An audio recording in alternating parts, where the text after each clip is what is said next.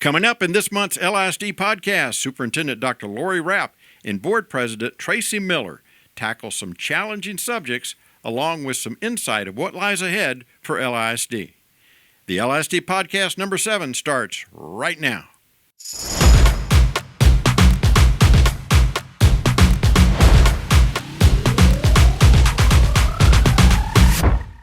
Hey everybody, welcome to LISD podcast number 7. Well, today, as we do each month, we pull back the curtain just a little bit to help you see something about LISD that you probably didn't know before.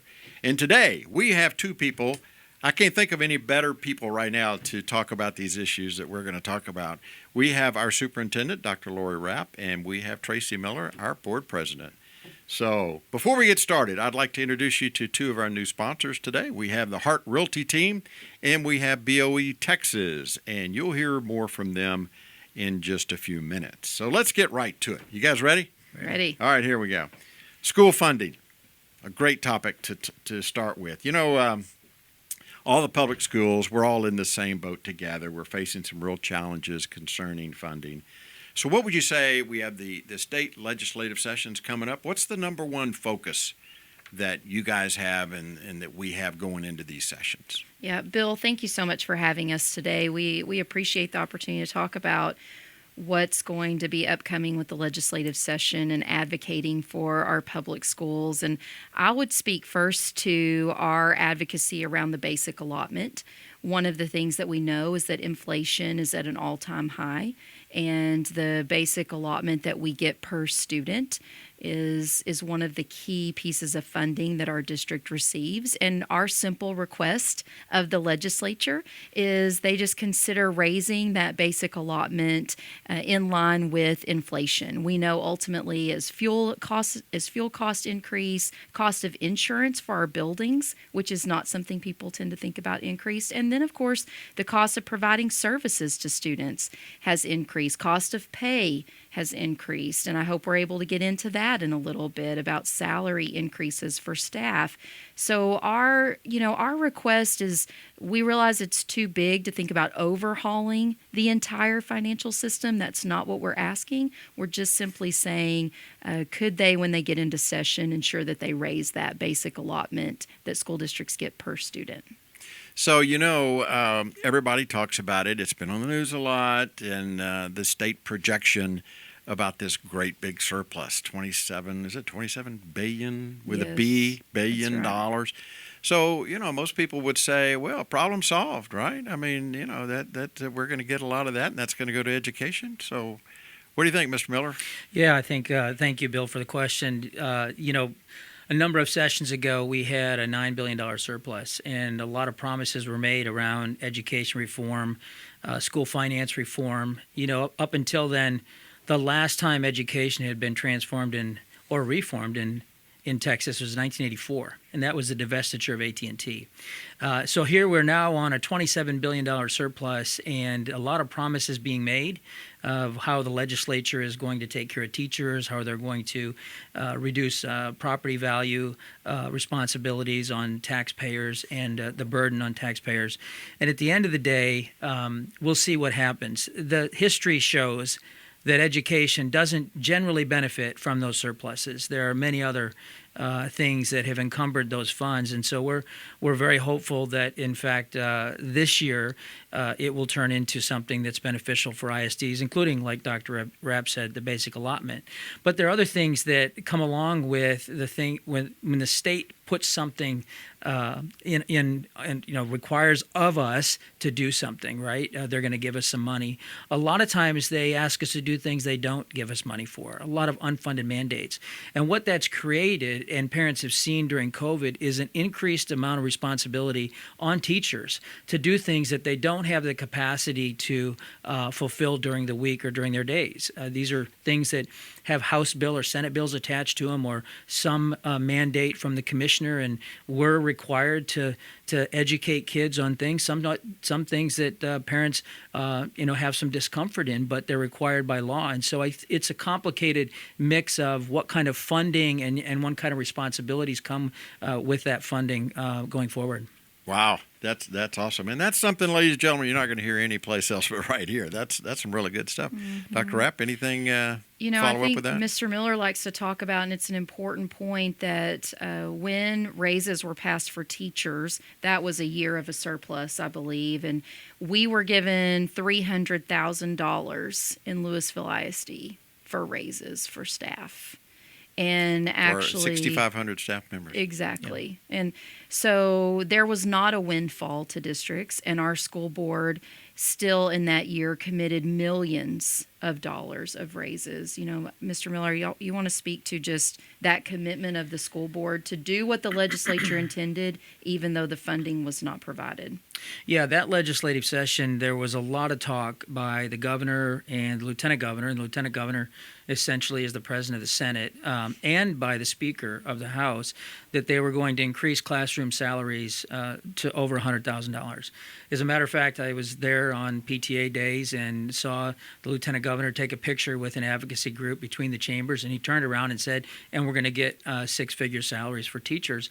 At the end of the day, the amount of money allocated to LISD in that funding in House Bill 3 was $285,000. To put it in perspective, we spent $13 million.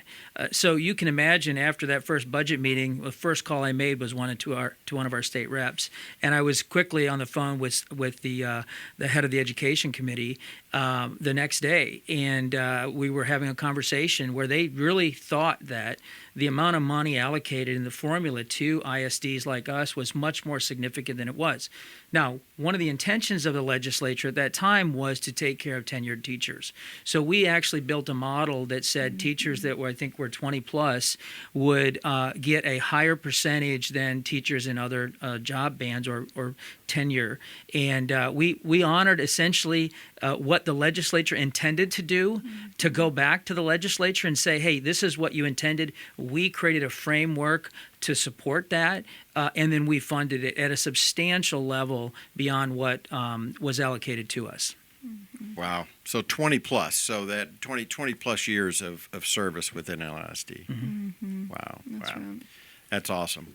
When we come back, we'll have our guests take on two new items that are in the news. Not actually new items. Have been around for quite a while, including vouchers and the Parental Bill of Rights. So don't go anywhere. We'll be right back.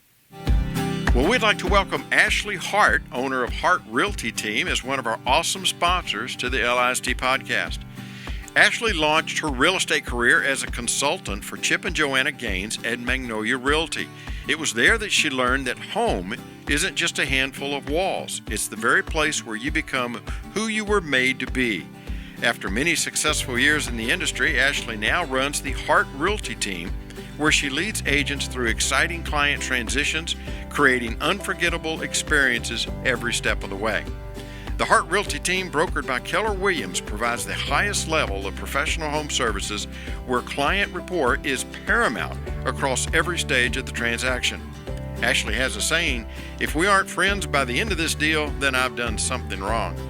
For more information on how Ashley and her team can help you and your family with your home servicing needs, give Ashley a call at 210-378-3931 or check her out on Facebook at Ashley Hart Realtor. All right, everybody, welcome back. There's been a lot in the news lately about school vouchers. We've all heard about that, and I think there's some misunderstanding about really what it is, and then also how it could affect us. So first, let's get a brief explanation of what are school vouchers, and then we'll talk a little bit about the impact that they might have to LISD. Yeah, so, Bill, at its simplest form, a voucher would be a payment provided directly to a family in order to take that amount of money that they're given and go choose a different education organization in order to spend that money with. So if families were given, let's say, $6,000 directly to them, they would take that $6,000 and then they would go try to spend that money at a private school or another educational entity that cost, and they would take their $6,000 and then do whatever that school requires, which we know often a school of private tuition is well more than what the cost of a voucher would provide. Of course, vouchers would not, as we know it, provide transportation for families to wherever they may want to spend the voucher. So, vouchers essentially put money directly in the hands of a family that would have gone to Lewisville ISD. Instead, it's going to go to the family of the children and let them spend it wherever they choose that they want to, possibly, maybe even keep it if they're choosing to homeschool. And then, of course, the question becomes, what does the accountability look like for parents that take those dollars in the form of a voucher? If they choose to homeschool, what does the accountability look like for that private school that's being willing to take that voucher money that the parents are bringing to them? The cost of education, of course, is well more than what $6,000 on a voucher may provide. It's interesting because Texas ranks, depending on what study you look at, Texas ranks about 42nd out of all the states on funding for public education. Yet our public education has some of the highest graduation rates in the country. Doesn't make sense. And graduation rates have actually risen even with the pandemic. And so the concern that we would have around vouchers is that any diversion of money from public education, which isn't fully funded in the first place, only continues to have a negative impact on the programs and services that our public schools can provide for kids. Well, that's good information because, like I said, I think people they just have a misunderstanding about it. I mean, a lot of people think it's a great thing, and then some until you really get down into it, you really know the details there. Yeah. So, where are we with this in the government? I mean, we've heard about this for a long time. I mean, this has been topic of discussion along the lines of education for a long time. Is it near? Is this something that could really happen in the state of Texas, or? Yeah, well, I think it's very likely this session you'll see a heavy push on vouchers. And we'll talk about Parent Bill of Rights and those types of things. I would say that, there's a misnomer at a core level about the benefit of vouchers. So let's just say at a basic level, we don't disagree that parents should choose the options for their kids' education. Of course we believe that. And Texas is a compulsory education state, so based on one type of class being taught at that institution or homeschool, that would qualify them for having access to education, whatever the parents choose. Now, we get into how are tax dollars used. And even if you look at the current environment of some competition that's created with charter schools, we just don't have educational equity. And it's interesting, this is a primary push from the conservative branch of the legislature, and most of them are fair trade, free trade people, right? And what happens here is we've lost the concept of, we've focused on free trade, meaning let me take my tax dollars or vouchers or whatever stipend that is and apply it to another form of education, but don't have some type of fair trade applied to it. So in other words, what's the trigger that a parent would use if this is really about the child?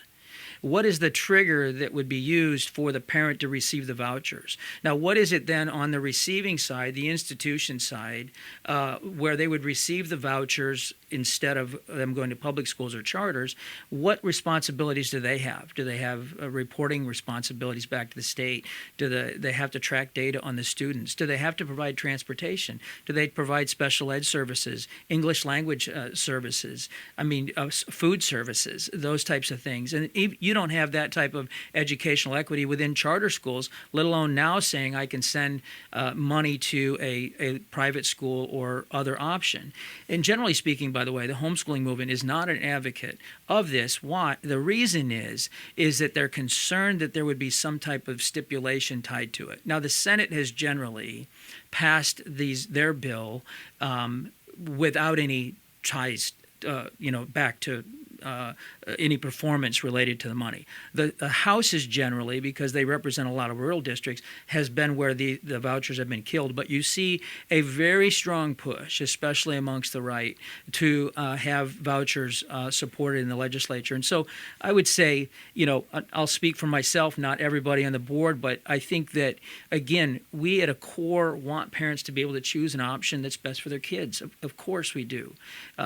When it comes to the responsibilities that we have under the Constitution, because like any of those institutions that would receive that money, we actually raise our hand to support the Texas Constitution. And in it, it says the legislature shall have the responsibility of providing a system of efficient, free public schools. So what happens to the public schools if parents are taking their money elsewhere?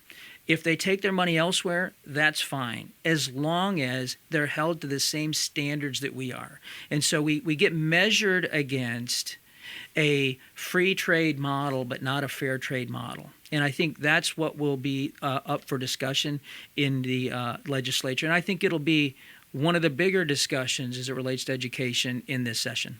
Yeah, and I would add on to that, what our stance is that if taxpayer money is going to be distributed to other systems, charter schools, vouchers, what have you, that they have to have the same accountability rules that we do in traditional public schools, that students should have to take the STAR test if that's a measure of accountability, that whoever's taking that money should have to be graded on the A to F system if that's the accountability system. If there's responsibilities to public information request, that they're obligated to abide by PIR and that they're obligated to have meetings and transparency about how they're spending that money. I find it interesting that we hear all the time that we have to be held accountable because of the taxpayer dollars that we receive. We don't disagree with that. In fact, we have the highest level of accountability there can be in the form of an elected body that oversees our school district.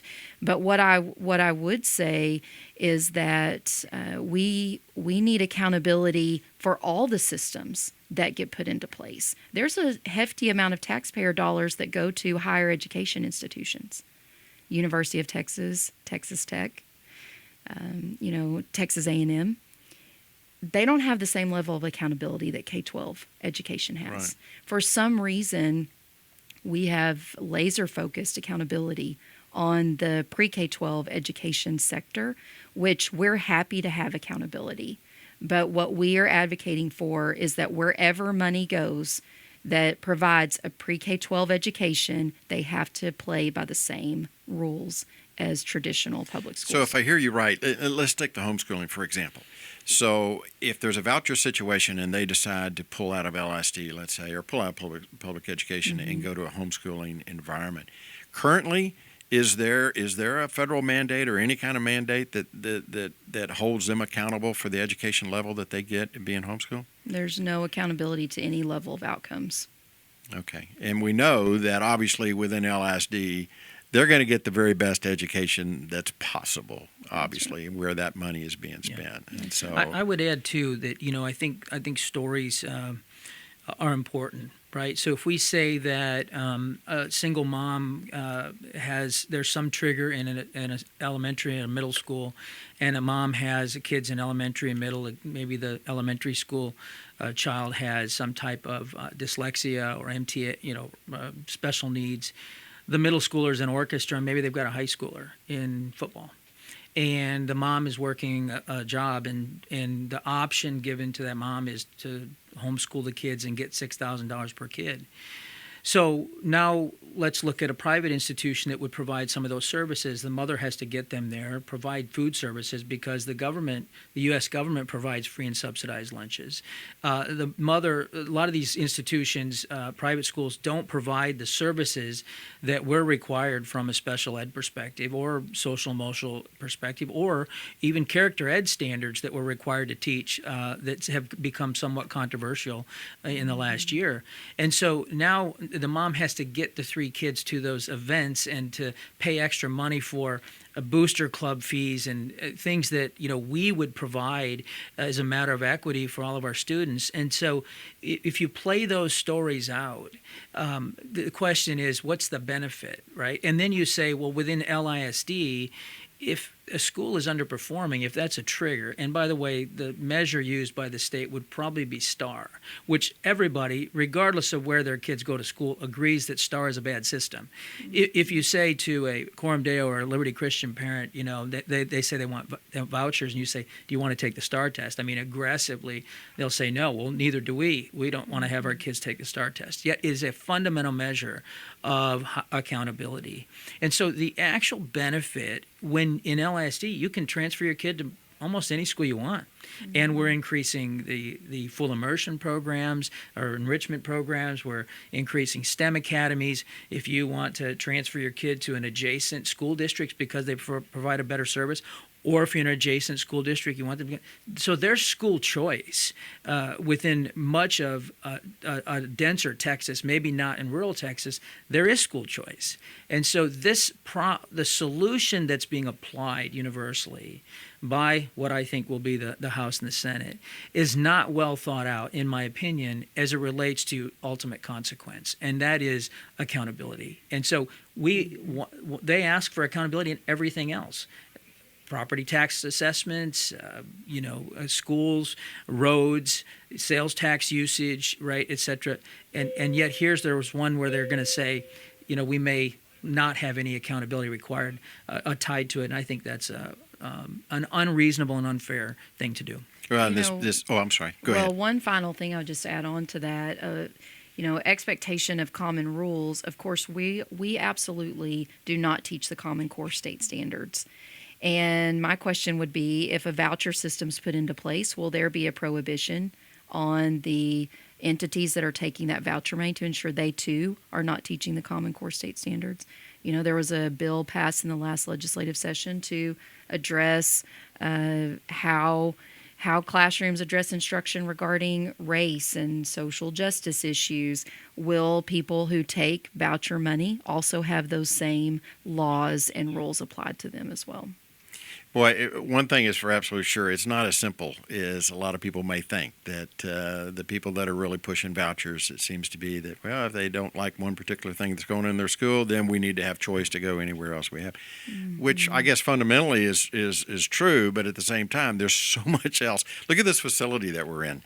I mean, this is a perfect, our whole CTE situation here at LISD is absolutely phenomenal. That in those situations it wouldn't be available. Right, and we all know. I mean, as we talked about what the Constitution provision is for education, it's free and efficient, and you lose efficiency the more that you divert the money away from the larger systems that are in place. They were put into place in order to be able to benefit from, just like this facility benefits from being in a school district with 50,000 students and all of the property and homes that we have in this school district. The minute that you start diverting more funds away from that system, the less efficient you actually become. Yeah.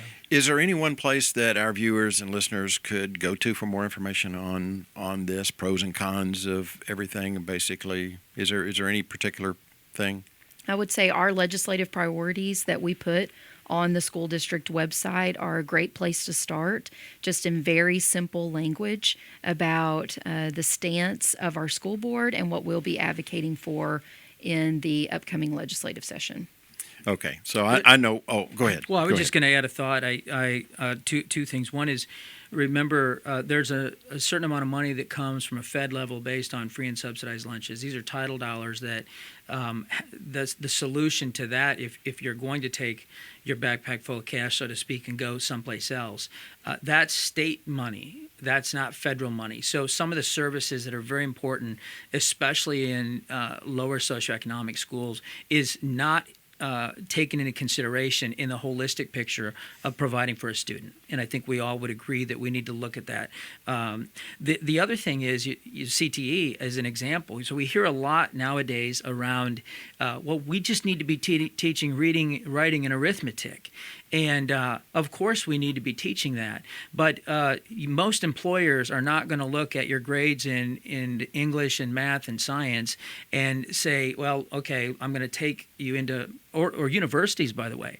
They're going to look at a well-rounded student. And we know that students who come to a facility like this and get a certificate and then maybe go on and get an associate's degree will actually have more earning power over their lifetime than someone who gets a degree. We were, as we were getting ready for this in the green room, talking to two of our students, helping us get ready, and the things that they plan to do with the services that we provide here. And I think the other thing is we've got to think about what are the things that keep kids in school.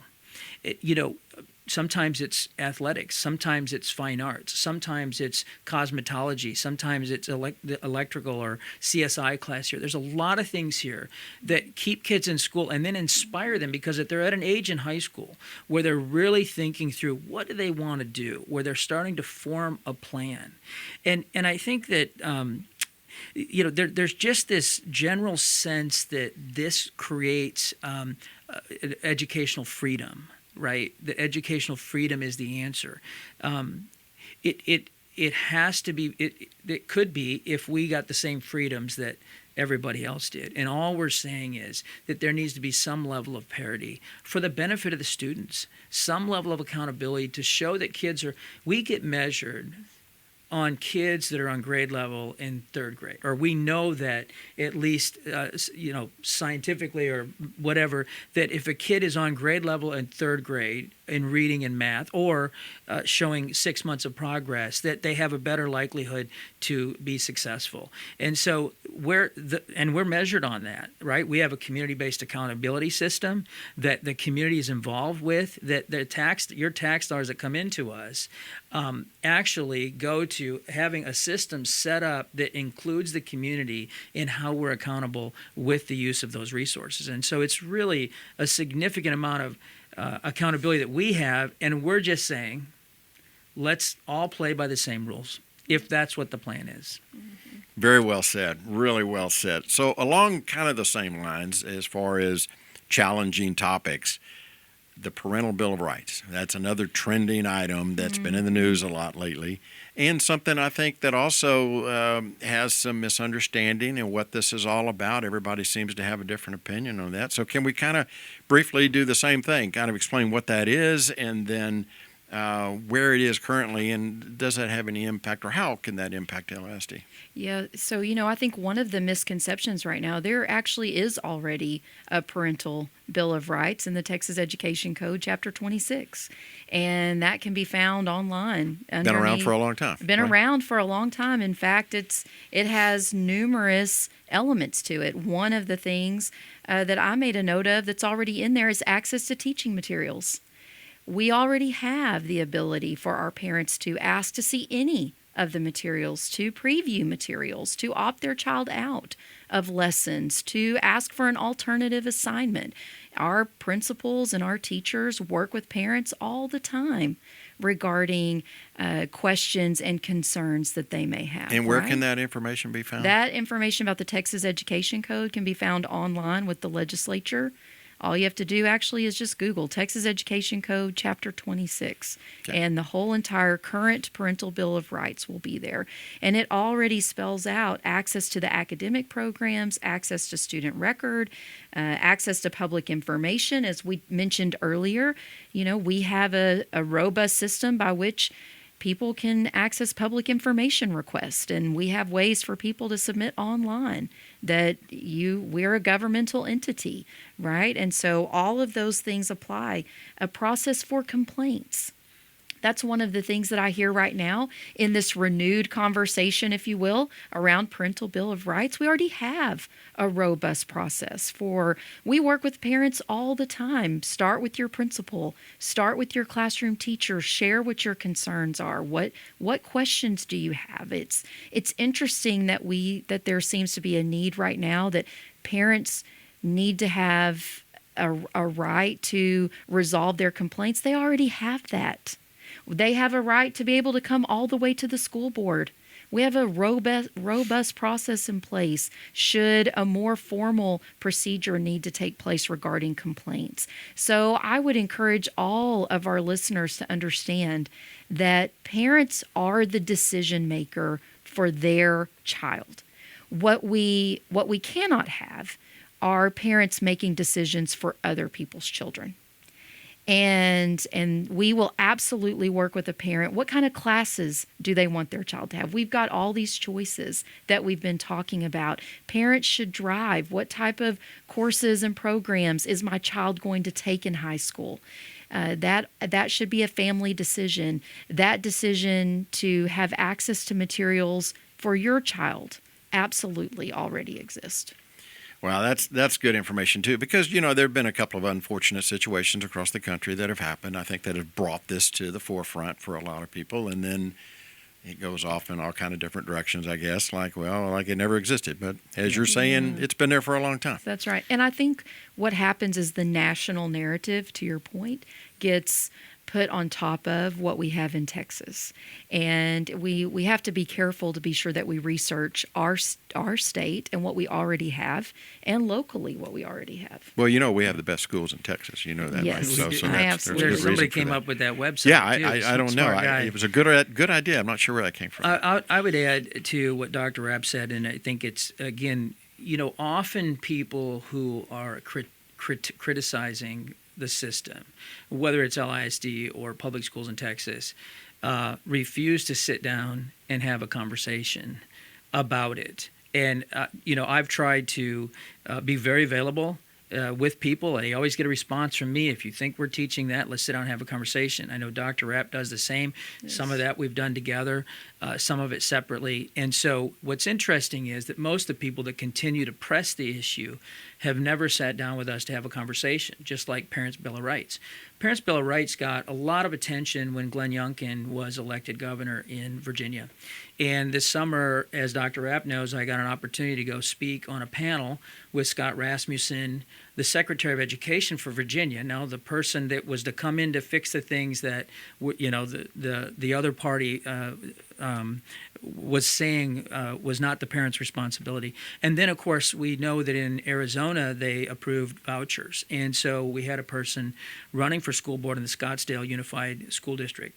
Some interesting perspectives. Number one, the lady from Scottsdale, I asked her about vouchers. She said, well, there is no place for the kids to go. So it looks good. It's getting caught up in court anyway, but there's no place for it to go.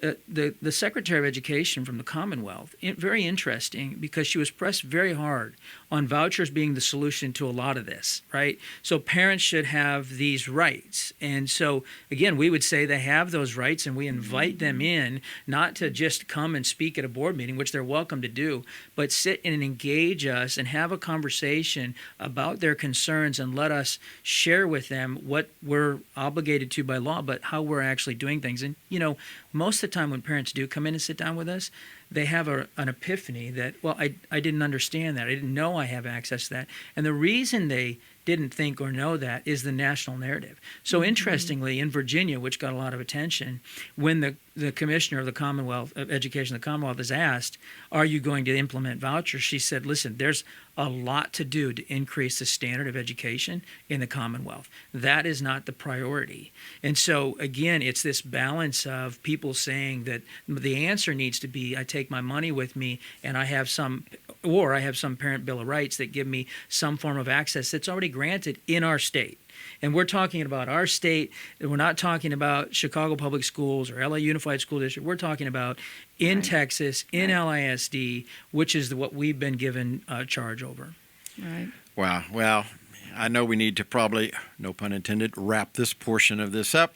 But to summarize on that, I would like to tell all of our listeners, I mean, obviously, do your homework, right? And research. Go to these websites and look around. I mean, I think people have got to agree that Dr. Rapp is probably the most approachable superintendent 100%. that our school district has probably ever had.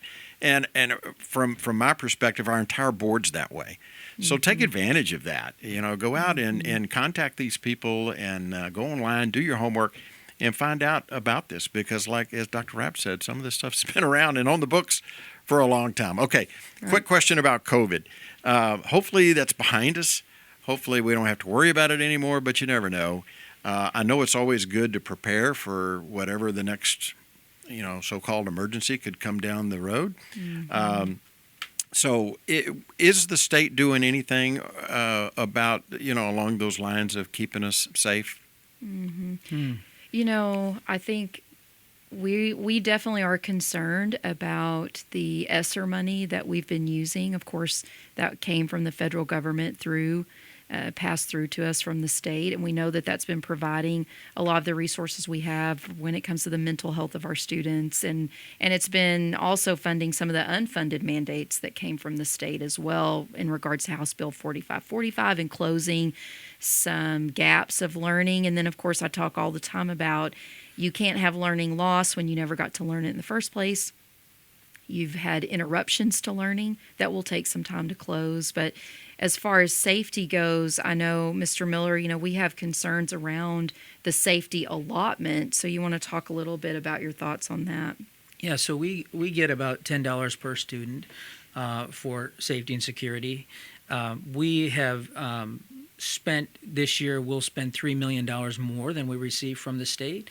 By the way, this is very similar in special ed. We receive about $40 million. We spend $40 million than we receive from the state because it's important to provide those services. But in safety and security, we, of course, with some of the incidents that took place, earlier in 2022, we stepped up and decided to spend additional monies on top of the $30 million we spent after the last bond package, where we secured quite a few facilities. $10 is not sufficient. And remember, safety and security is often considered a physical building and doors and that type of thing. There are all kinds of other things, mental health and those types of things that, again, some will critique that is that our job? Dr. Rapp said to me once, if kids are hungry, tired, sick, scared, or don't come to school, we can't educate them. And we receive a lot of kids that are in a difficult situation. And so we have to make sure that we're doing what we can to take care of them, help them get ready to learn.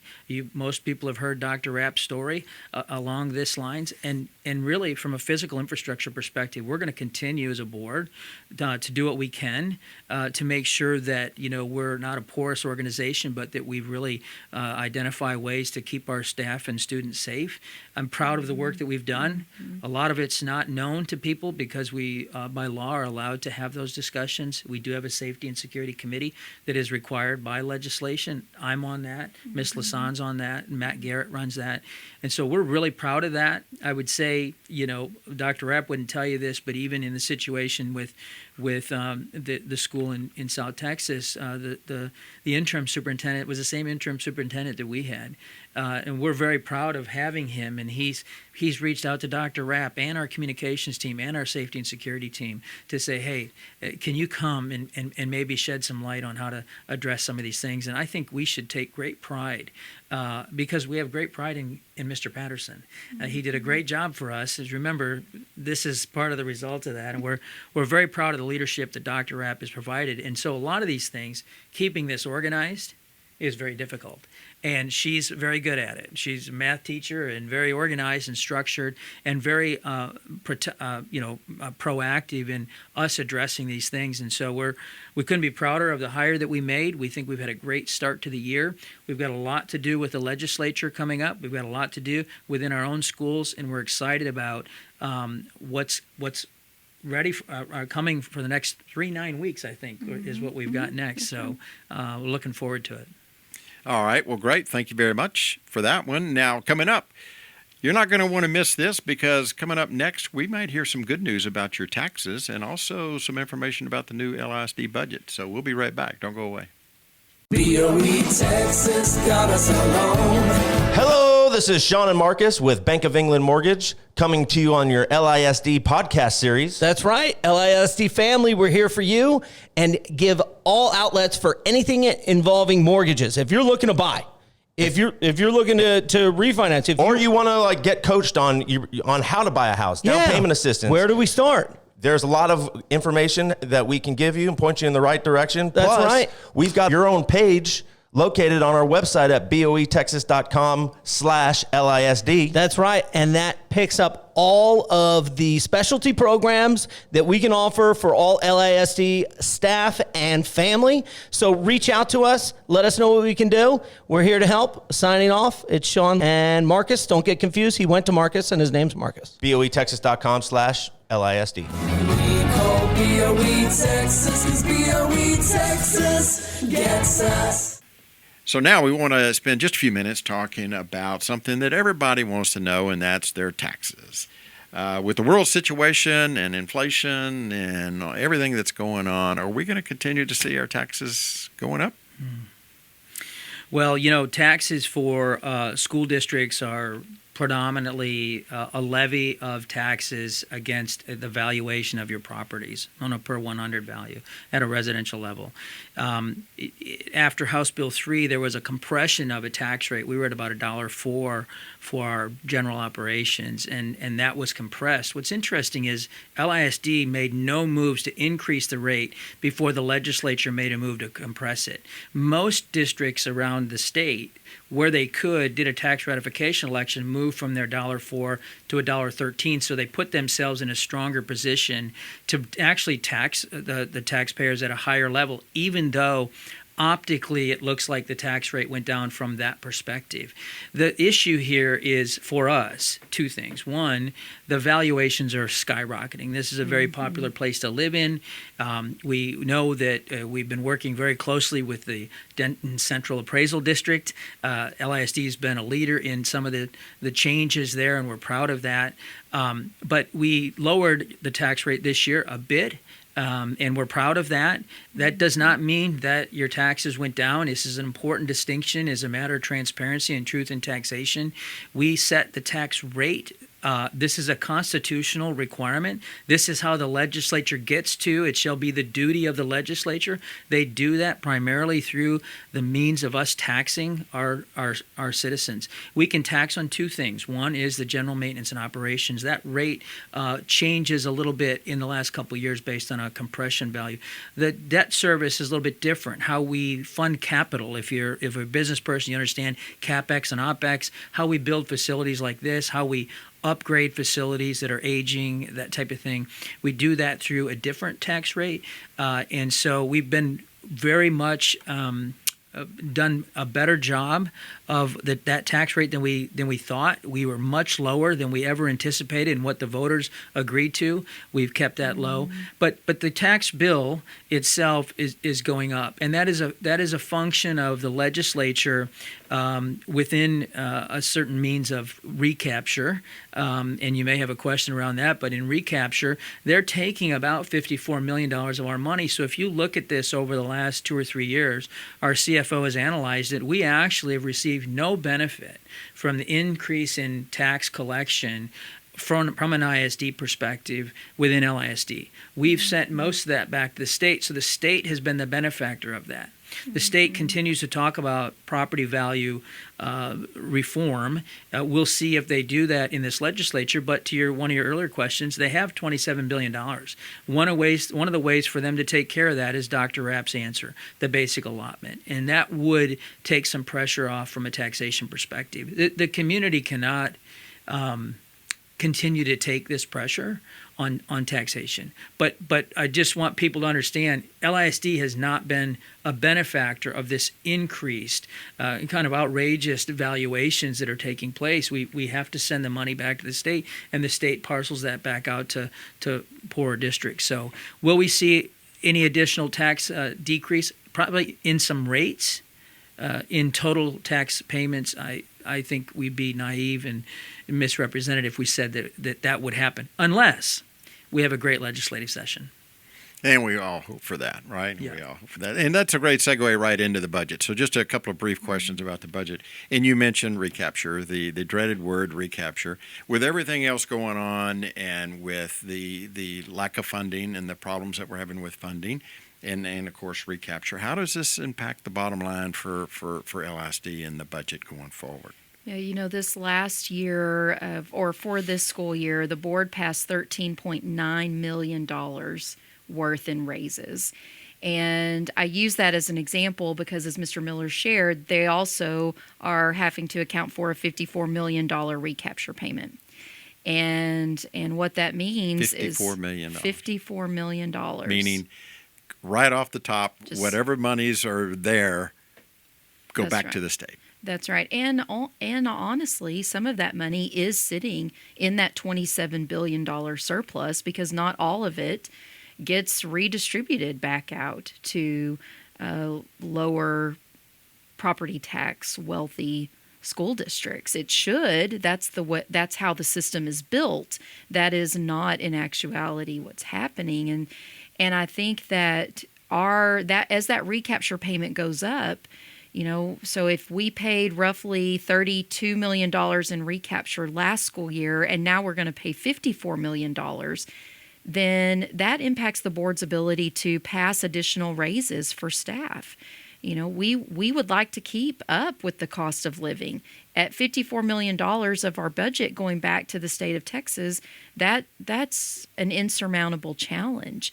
And then it impacts services for students. And, so that's where our advocacy point is definitely that we understand. We can't ask them necessarily to overhaul the entire system, but we would say that we need more of that money back that we're paying in recapture. Do they need to have some? Yes. Do they need to have all of it? No. And we think that you should make allowances. If you have certain campuses in your school district that have high numbers of special education students, that percentage could allow you to keep some of your recapture. If you have a certain campus that has 90% or more free and reduced lunch, that should allow you to keep some recapture. If you're committing money to raises for staff, that should allow you to keep some of recapture. One of the stories I like to tell is in 21-22, we were given $16 million in ESSER money as a hold harmless because attendance rates were impacted by students who were ill and having to stay home with COVID. Our recapture payment went up by $10 million.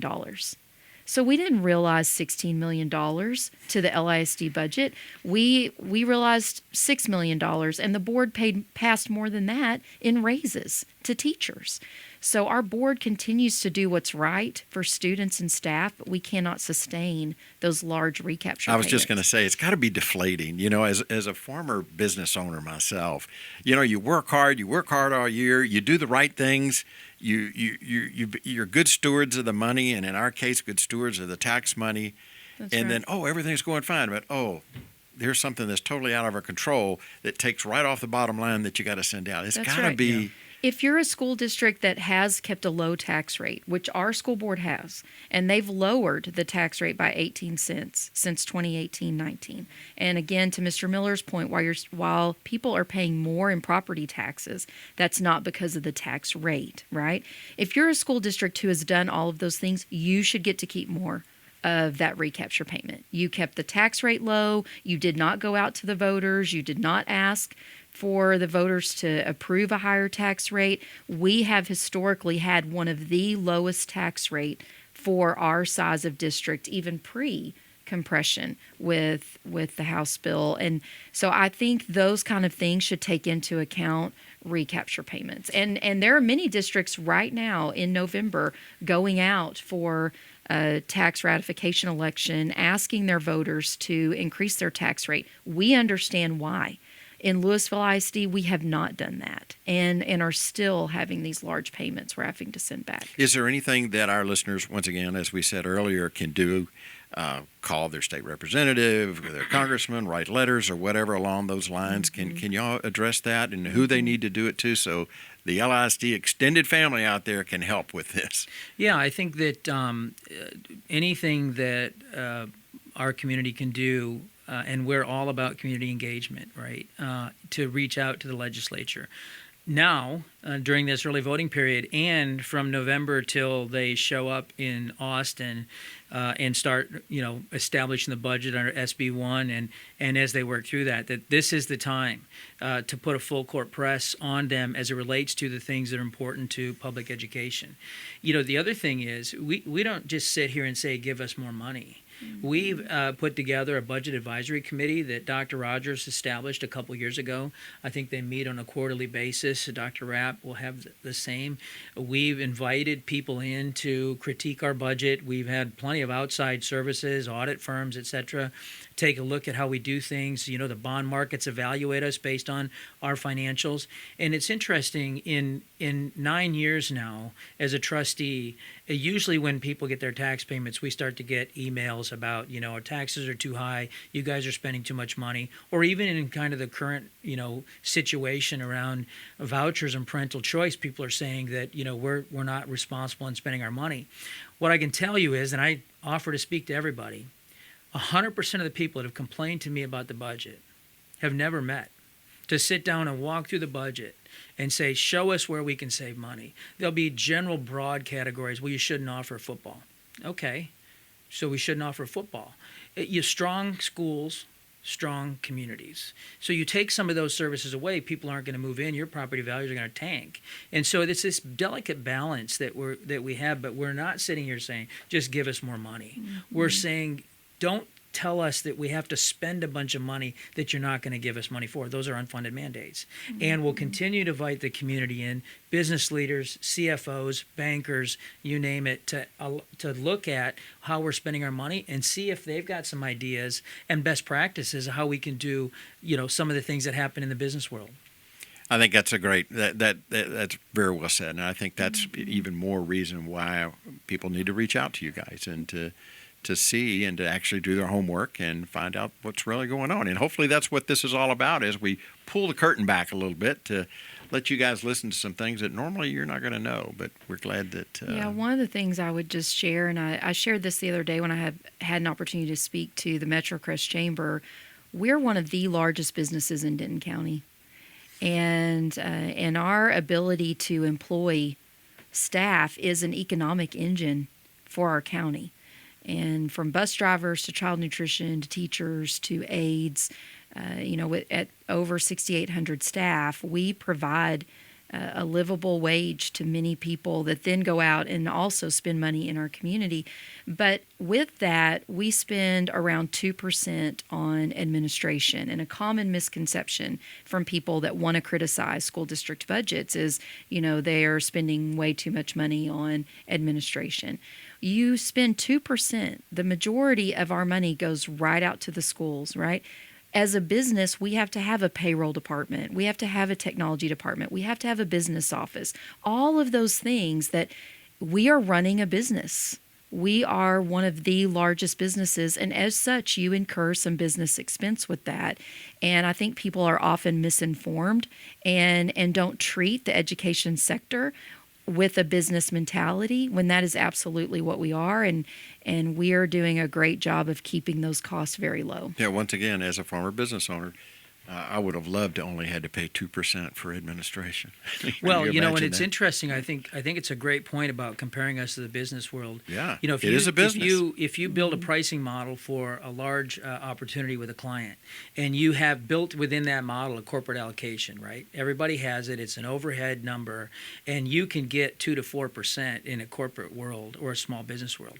You would love that, because that would go to your bottom line. Mm-hmm. Most of the time, you're talking 8% or better or more, at least, for a lot of these organizations, because of the amount of bureaucracy that exists. That's and a good point. I think it's and we didn't get to that 2% without working very hard. Mm-hmm. Dr. Rogers and Dr. Rapp worked hard on it. A lot of you helped work on it. We had a lot of community members help us get there. And I think we're at a stage we need to stop defending how good our model is and just tell people that this is the model. And if you don't think it's a good model, or you don't think it's an effective model, then show us where we can improve. We continue to invite the community in, not for one-way conversations, although they're welcome to do that. But for two-way conversations to sit around with, I don't know how much more open we can be to letting the community come in and look at everything that we're doing. And I'm proud of us for that. And I think Dr. Rapp has helped lead that. I think Dr. Rapp or Dr. Rogers set the stage for that. And so, we're again, we should be very proud of that. Administrative allocation is unheard of. Well, that is a great place to stop. And on behalf of our entire audience, we thank both of y'all for coming out today. And I know your schedules is absolutely crazy. So we thank you very much. And we'd like to thank all of you for listening. And we look forward to seeing you next time. So until then, from all of us at LISD, go out and make it a great day.